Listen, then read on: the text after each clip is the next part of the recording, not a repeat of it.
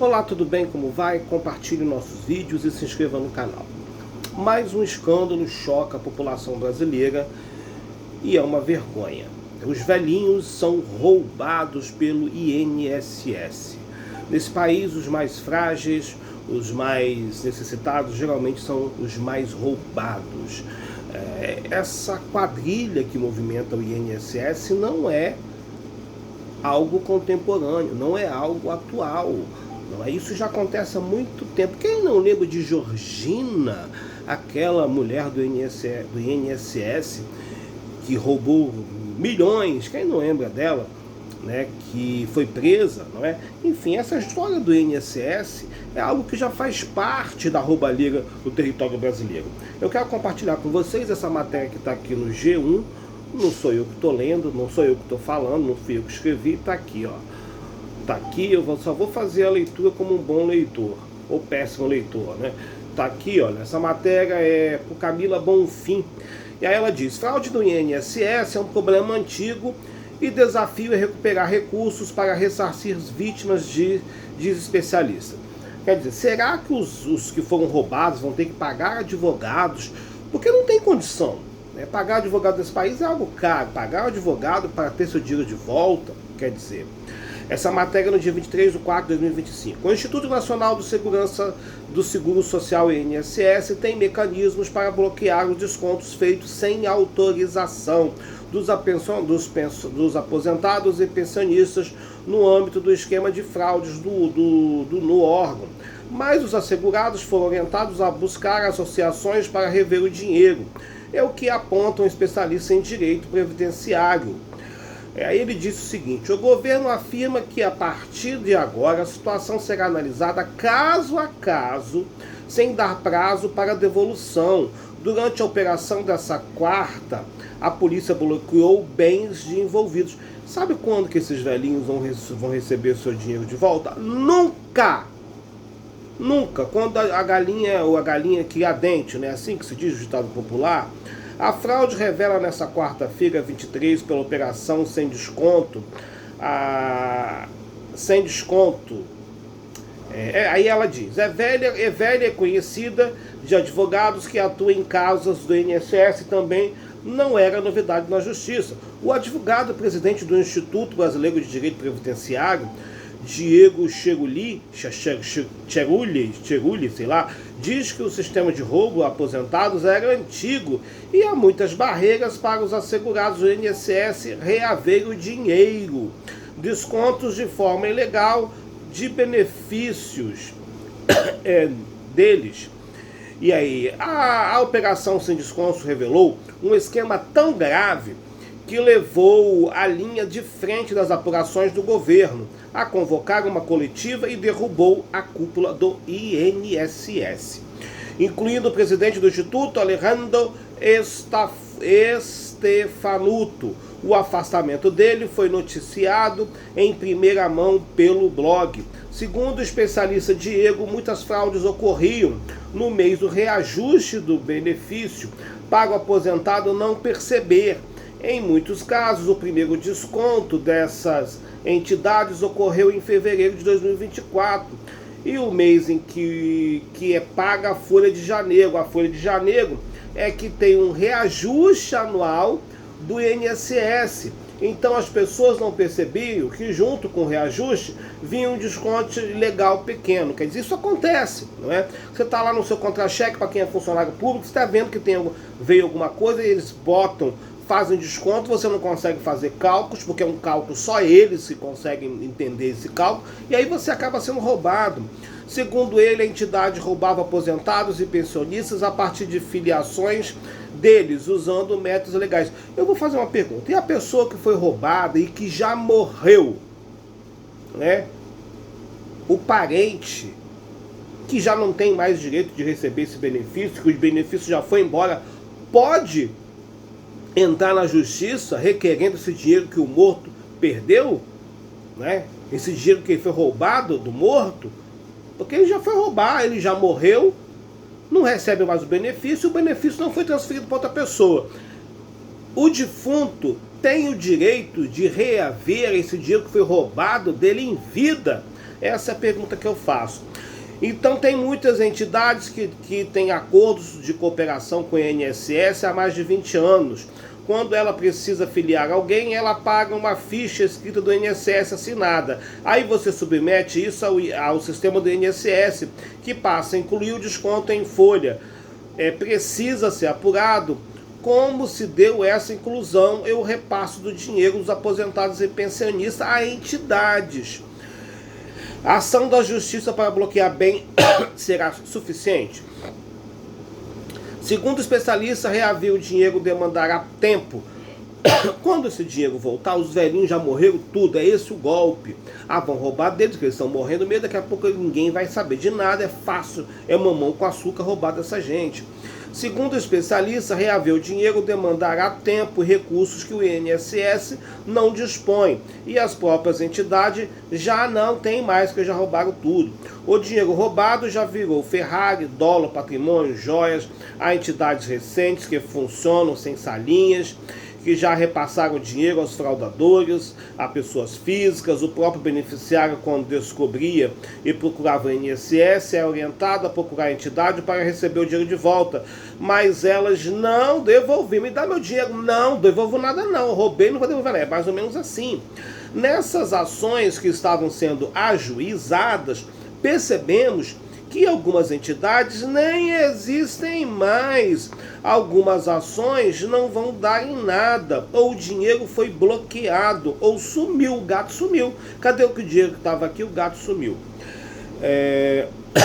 Quem vai pagar por isso? O INSS? O INSS tem uma instrução normativa dizendo que ele não responde por isso. O INSS então orientava os aposentados a procurar as entidades. Segundo ele, aposentados chegaram a procurar essas entidades que solicitavam dados pessoais, dados bancários e diziam que só devolveriam o valor equivalente a 2 meses, mesmo que o desvio tivesse durado mais que isso. Que absurdo isso!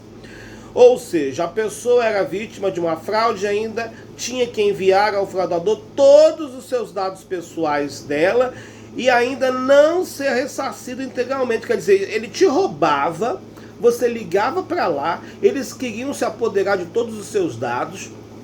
É um absurdo isso, né? De acordo com especialistas, muitos beneficiários decidiram resolver a questão na justiça e outros optaram por não fazer nada porque não acreditavam na devolução do dinheiro.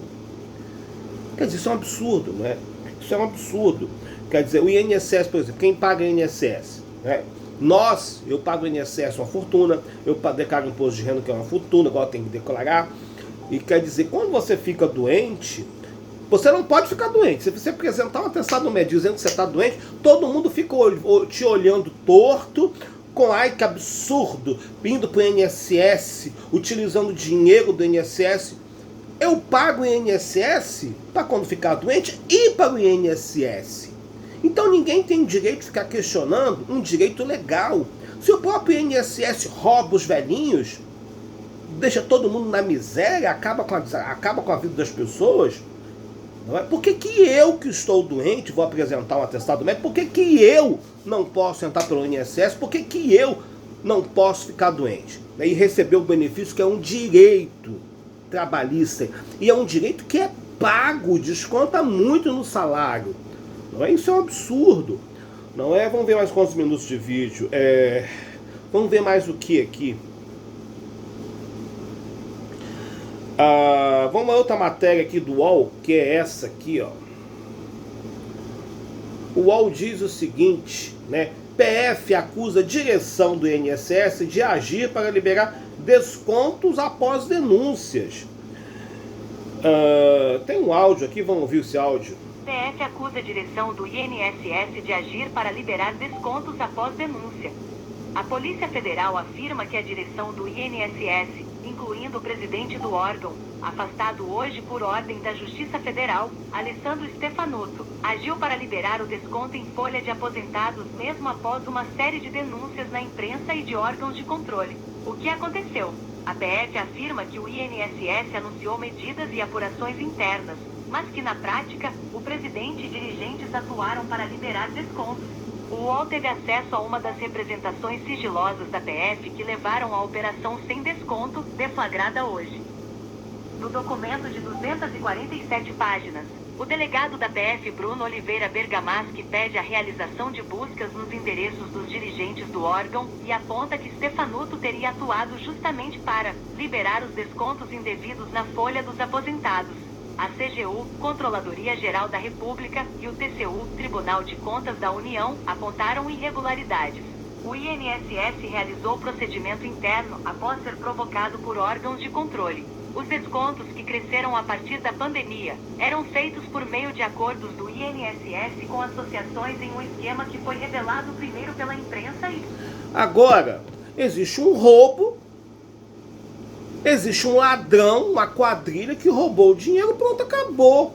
O dinheiro já sumiu, todos eles estão pagando de bacana por aí, esse dinheiro não vai voltar nunca e ninguém fala nada, ninguém diz nada, tá tudo bem, tá tudo bom e pronto, acabou. Foi o golpe que acertou a vida deles, não é? Foram mais de 6 bilhões, roubaram muito. Saíram do país, compraram apartamento fora, deram dinheiro para o outro fazer faculdade, compraram roupas caras, bolsas, sapatos, viagens internacionais de classe executiva. Comeram o dinheiro todo dos velhos, dos pobres, dos miseráveis, das pessoas que precisam sobreviver com esse benefício que é do INSS, que paga-se o ano, a vida inteira para receber, que isso não é gratuito. Enquanto isso,